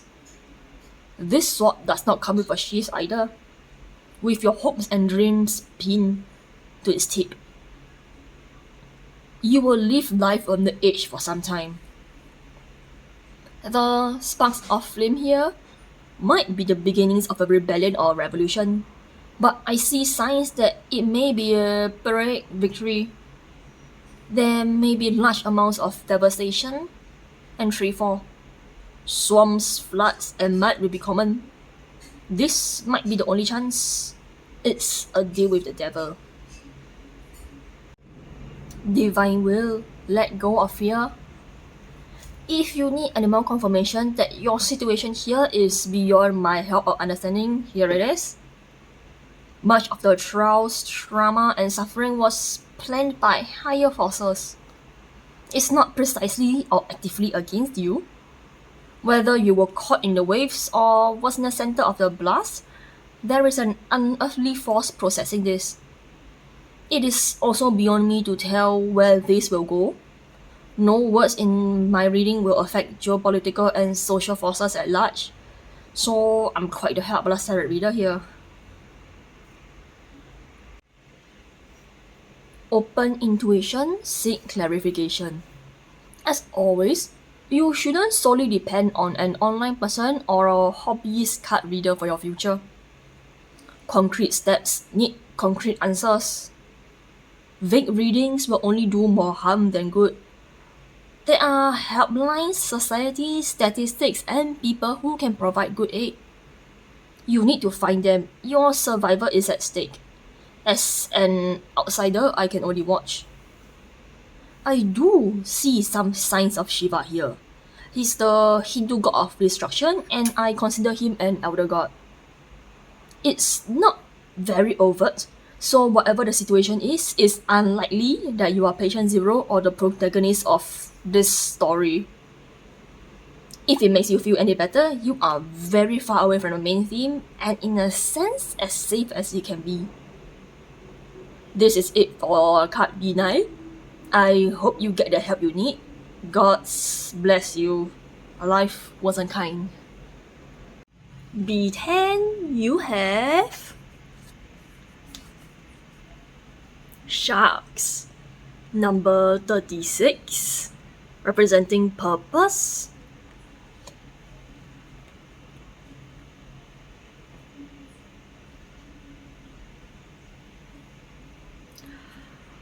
On a side note, Kinga,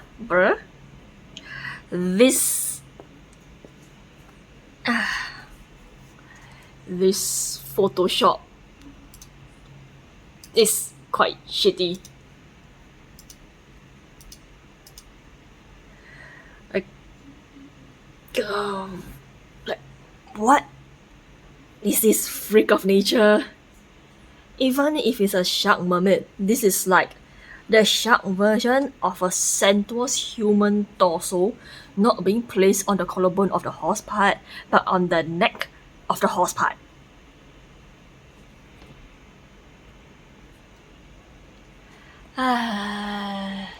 Moving on. Sharks are massively villainized despite being mostly chill predators. The only sharks you have to worry about are bull sharks and tiger sharks. Most of the other sharks only become aggressive humans when they are fed with carcass or food cast off from ships, offshore oil rigs, or piers where the mafia dump their victims. To be realistic, those sharks have inevitably been trained to go after whatever hits the surface of the water, having been rewarded by their aggressive stance towards anything that breaks the water's surface.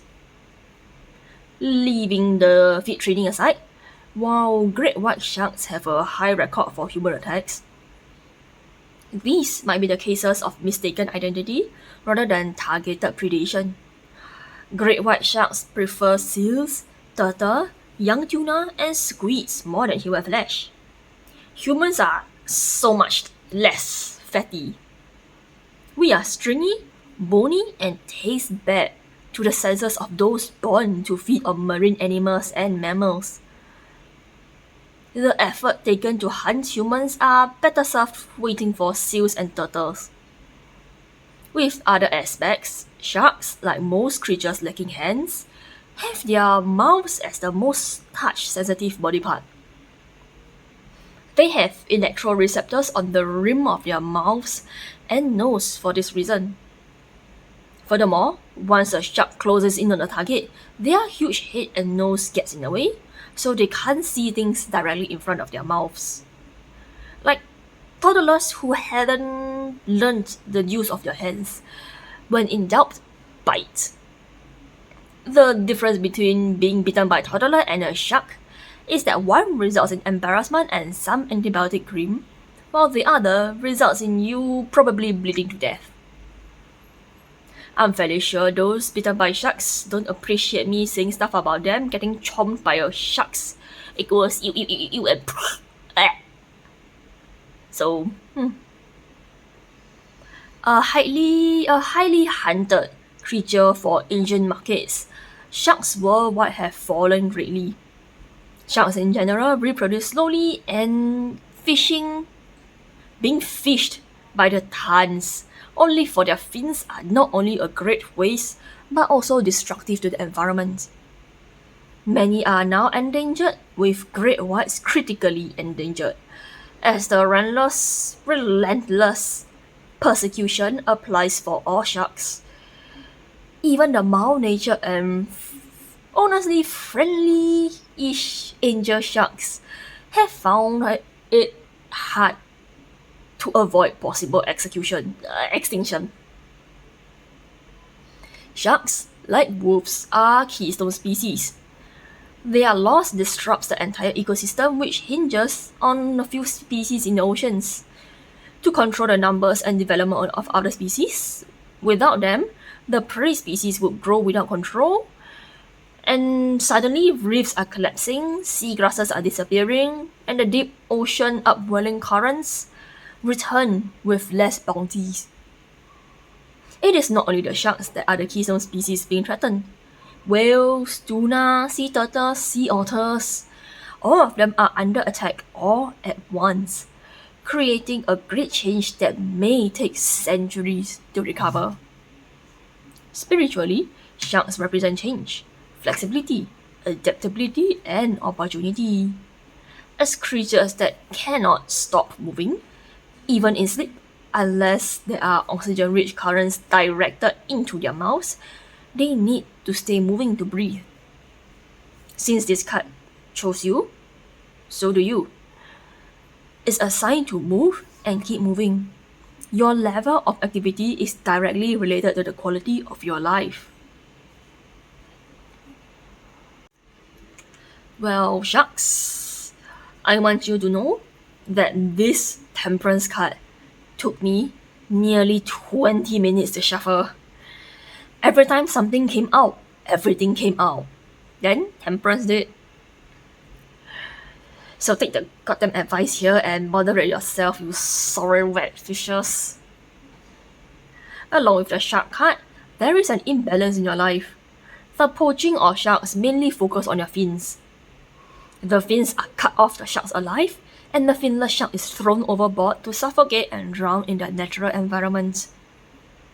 An exploitative and actively malevolent system backed by ignorance, greed, and refusal to accept or acknowledge realities has metaphorically or physically removed your limbs. Perhaps you are a veteran soldier, where war and murder is the only way out of poverty. Perhaps you are a gang member or a yakuza who gladly took the fall for your brothers in arms. Perhaps you are an artist, passionate in lover of easel and paint, where AI, printing wear, and copycats have rendered your work worthless. You feel crowded out, yet isolated and alone. Suddenly, you realize that this place you thrive in is no longer safe. Your world has begun to drown you. Whomever you are, you have been used, exploited, and abandoned. Everyone pretends you don't exist. Everyone prefers to have you out of sight and out of mind.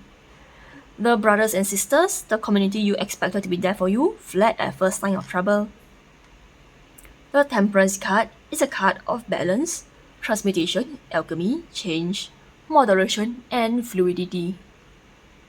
Like the sharks, your inner peace have been disrupted. Yet, it is not you against the world, but you for yourself. You need to keep moving, to change tactics and styles, Renegotiate with yourself what you need to do, what needs to happen next. Your limbs have been removed. You can only creep steadily and continuously until your blood staunches. As long as you move out of the area of immediate damage, the wound has a chance to heal. Four of Swords.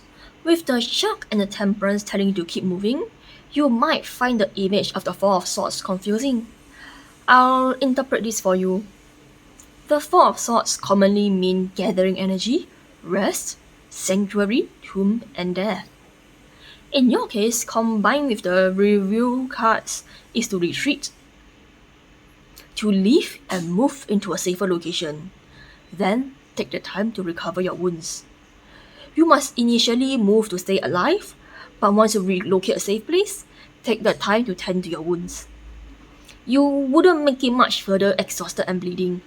This isn't Navy SEALs Hell Week, and Navy SEALs Hell Week are reportedly only allowed 4 hours of sleep the entire week, where the most frequent deaths occur during swimming. You are not in Hell Week right now. Get safe, get medication, get rest, or you will be the next corpse on the dissecting table. For those working in emergency services, there is only one prominent rule of lifeguards I can think of. Don't become the second victim. If you go out exhausted, unprepared, and weakened from overwork, not only can you not save your ward, you will also drown with them. If there is someone in the anti-poaching services, get your equipment checked and maintained. You might show mercy to the poachers, but the poachers won't show mercy to you. The Three of Wands. Now that you are rested, watered, and recovered, it's time to survey your land.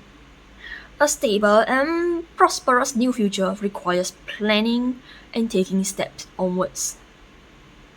You are most likely the kind who cannot fly by the seat of your pants and make it out alive.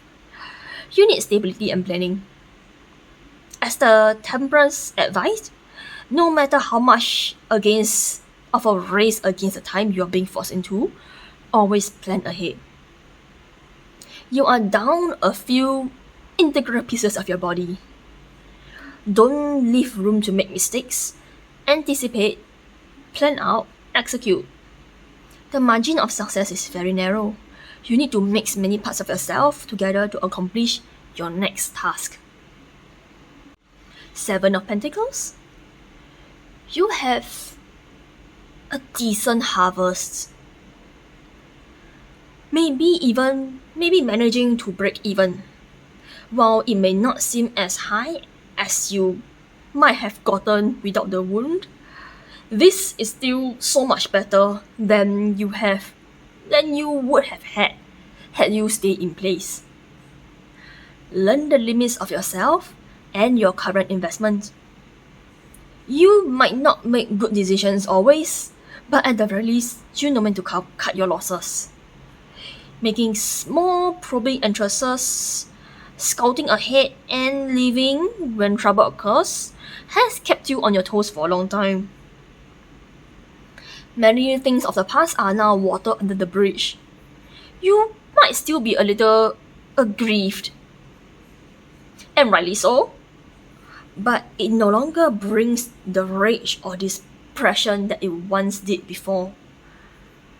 The road had been tough, but you have worked your way into a comfortable space and you can rest with your eyes closed. Your vigilance paid off. Meditation. Improvements require persistence. Overall, you need to have adequate rest. Calm yourself, find your zen, rehabilitate your trauma. It's not a need to reach higher or further, but you definitely need to find your center. You can ask your spirit guides, totems, or the spirit of the shark to help anchor your spirit in a safe place. Your body might need healing, and you can see and measure the rate of your recovery. Your soul, however, is rather damaged. In spirit terms, You are bleeding in the sea of souls and is already attracting predators. This shark here was the first to reach you, and they reach out in protection and warning. There are, however, predators about that can lure the inexperienced you away from your refuge. As powerful as a creature is a shark, they have no hands. To pull you back, they will have to bite down. And you are in such a state that if they do, you will die. The best they can do is bodily nudge and shove you away. The skin of the sharks are layered in saw-like tooths, so even that action is adding onto your damage. This is the first time I've seen an animal spirit so helpless towards their world. Safety, meditation, moderation, and rest. I will be moving on now. Stay safe, my shark friends. B11, you have representing intuition, cat. Number 37. I myself here have a special relationship with black cats in my dreams. That is because an unknown elder god likes to appear as a black cat. They are also so terrifying that I cannot look them in the eye. I'm not sure right now if the same terror is facing you, but I'll try to pass out the details in this reading. The kitty goddess and the pyramid image brings to mind the Egyptian goddess Bastet. Like all mythologies, there are many divine genetic lines and creation stories. One of the stories I heard of to explain why the older interpretation of Bastet was a lioness and the current interpretation is a cat is that she had a form of rebirth. The story starts with Ra, the Egyptian sun god, having his revenge on his children. He found them uppity and rude to the elders, aka him, and they found him senile and tyrannic. So the last straw came and Ra asked his parents, which again vary according to sources. The advice given to him was to gouge out one of his eyes and channel his rage and magic into it. When he did, the lion goddess Bastet was created. She wreaked havoc and slaughtered thousands. In the end, his children begged him to recall her. They came to a deal where he would retire from mortal affairs and they would take over the duties. So to stop her, they mashed large amounts of pomegranates, creating large barrels of blood-like juice. They then poured it out for her and she drank herself drunk. I don't remember them saying that it was fermented or that Bastet loved pomegranates so much it made her drunk. It could be sugar high and honestly so based. So she got drunk and fell into a great sleep. Some sources claim that they did other magical stuff, but my headcanon is that the awesome sleep after drinking a full swimming pool of your favorite juice gave her the zen every hyperactive child alive would envy. So she woke up all purry and loving, becoming the goddess of Felis cactus. I prefer their old scientific term, Cactus domesticus. As the sayings go, dogs were domesticated by humans. Cats domesticated themselves. Going back to Bastet, if you worship her, it would be beneficial to design a ritual date for pomegranate juice or pomegranate alcohol. Bonus points for Turkish pomegranates. They are large, brightly red to a purplish hue, juicy, sweet, and tart. If you are worshipping any Egyptian god, add honey and caramel to the menu. The ancient Egyptians loved honey like no other. In real life, cats can't taste sweetness, but the goddess isn't a literal cat, so add that honey. Pomegranate, milk cream, honey. Go wild with the combinations. Make dessert scones with pomegranate jam. Go brew pomegranate honey mead. Steep the peels and make tea. Then sweeten with flower honey. Sky is the limit. Spiritually, cats are known for mystic magic, spiritual messengers, protection, guidance, aura sensitivity, and good luck. Black cats, however, are seen as the complete opposite. Black magic, devil's messengers, negativity, curses, harm, spiritual blockers, and omens of death or necromancy. This superstition is so prevalent that black cats continue to suffer abuse and exclusion at the hands of people, pet fosters, and adoption centers. Euthanasia due to non-adoption are also common for black cats. On the internet, black cats have a popular niche, and they are lovingly called voids. Due to how their dark fur seems to absorb all colors, it's black, and then you see the surprising teeth, tongue, and eyes blinking at you. Sadly, a pile of black cats cuddled together is not called a black hole, to my utter dismay and rejection of reality.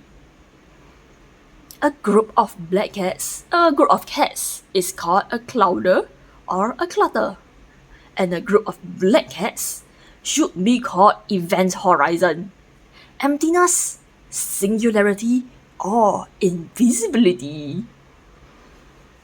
And a cat adopting you is the cat distribution system working as intended. This is your life meal. You shall serve your new master with all your heart. 2 major arcanas this time. The first being the Empress. She is the queen of all pips and a representation of all of them. Since Vesta is the goddess of home, woman's secrets, cats, fertility, childbirth, protection, and pleasure. In this sense, she is largely relegated to what we would consider traditional femininity. Just like the Empress, she is the exploration of the feminine self, whether you identify as male, female, or anything in between. Energy is energy, and energy knows no social barriers. This could be a call or the manifestation to explore that side of you, as Vesta herself is the guardian of womanly secrets. To that extent, it's a lot more than periods and ovulation. Feminine knowledge like moon phases, social lubrication, healing, therapy, yin, harnessing the dark and shadows, commanding the night, and affiliated beasts are all within the territory. There is a second magical twist to this reading. So for those who are practicing magic, head on in that direction for a greatest boost to your abilities. The Empress is also a figure of authority and power, in technicality equal to the Emperor. However, she uses this place and holds power and authority on a different way. One that society nowadays regards as lesser or submissive. Thinking the Empress is submissive is going to get you eaten alive by her. Like, this cat has claws. On a tangent, check out the pomegranate on her gown. This fruit commonly means fertility, bounty, and abundance, so that's a repeated symbol for you to be aware of. The second major arcana is the Hermit. In this case, there is a tone of get out of your house and touch grass. There is a limit to healing and staying safe and comfortable at home. Get out and absorb your vitamin D from the sun. Slap on some sunscreen though. Skin cancer is no joke. Hugh Jackman, the actor for Wolverine, got skin cancer 10 times within 10 years. 7 times within 10 years. Since 2013. Blame it on sun exposure or genes. Unless you are richer and healthier than him, sunscreen is your buddy. For the darker skinned people, you are encouraged by black cats to embrace your void skin. In modern times and the Western world, lighter skin are better regarded. But Kitty says bleh. Embrace your void. Become a singularity with your void pals.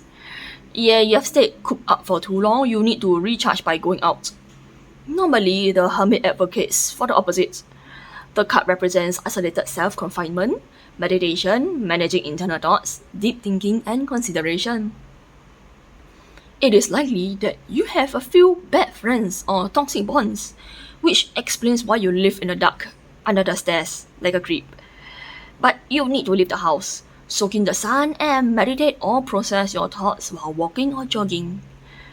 Have a picnic with the pomegranates I've mentioned. It'll feel great. The Queen of Pentacles. We are overflowing with femininity here. The Queen of Pentacles is a queen of stability, self-assurance, finances, and foundation. You have spent a long time building something, and this card reminds you that it is ready to sit on. You can sit on your achievements like a throne as you nurture a new one on your lap. Something tells me that you are planning for a child though. For those who are, a black cat in life, in real life, is a sign and a reminder of your fertility. Get horny and hit it raw, ladies and gentlemen. For those not planning for a child and are nurturing something else, it's time to wrap it up and birth control for the woman. Those are adamantly child-free. Get the snip vasectomy for men and the uterus yeeters hysterectomy for the woman. For those planning an adoption, your new family member is coming home with you soon. The adoption process hasn't been easy, and neither is parenting. You may have to bring your new child to therapy and be a semi-therapist to yourself. A semi-therapist yourself to the child. Do seek professional help for the child though. But like any other children and pets, every new life is a responsibility for the rest of your days. Parenthood has no expiry date and does not end when your child is an adult or 18. You still have to teach them and train them in life lessons. 6 of Wands. Having a competition, I see. Things are looking very up. Victory, triumph, winning those spelling bees and Olympiads, Success, achievement, nothing in your life so far is looking down. Not to say things are smoother than hot knife through butter. Horses aren't known for their stable gait, but every bump up and down manages to bounce your laurels higher, and those further will know you more. You will be a local household name, the pride of the town, the belle of the village, and spread further than that.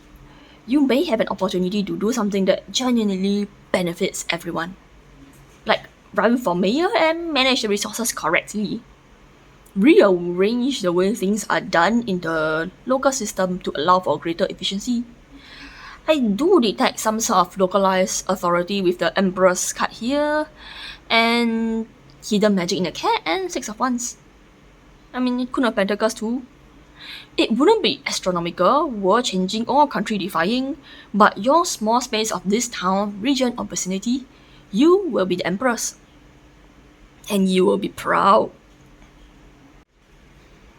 Page of Pentacles. This must be the hints of opportunity that I detected. Going further than that, there may be some acolytes, disciples coming in. Your children or other people's youngsters are reaching towards you. They may have questions, help needed, and gifts for you. You'll be a fair and wise queen, and doing the hidden job of spreading a woman's power through them. They seem like strapping young men, and you will instill within them respect and equal partnerships women deserve. Some of them may need some straightening out in their perceptions, but you'll do fine. I see other extra bits of vested and the feminine will of the universe, like the Shakti, slipping in some messages through you. I'm not going to open up the letters before it's been sent out, so don't count on me for revealing that. Open intuition, seek clarification. Yep, the last time I saw him, I detected distant signs of Shiva, the Hindu god of masculinity and destruction. This time, he's a lot more distant than before, much like an echo. But this tells me that there is some divine plan going on in the background. Unfortunately, I'm not powerful enough to divine details like this. So the best advice I can give is that this is an early reading. It does not cover the entire arc or phase you will go through. So when you hit mid-phase, the end, you will have to look for new spiritual advices through your own established channels. Other tarot readers and psychics can only help you confirm the bulk and maybe the little things you missed out on. Treat them like garnishes or flower decorations. They do not make the whole meal. You yourself will need to cook your own 8-course meal. With that, I'm ending this reading. No need to stay for the outro. See ya! Well, this entire reading for this set of cards was a doozy. There was good news, bad news, neutral information.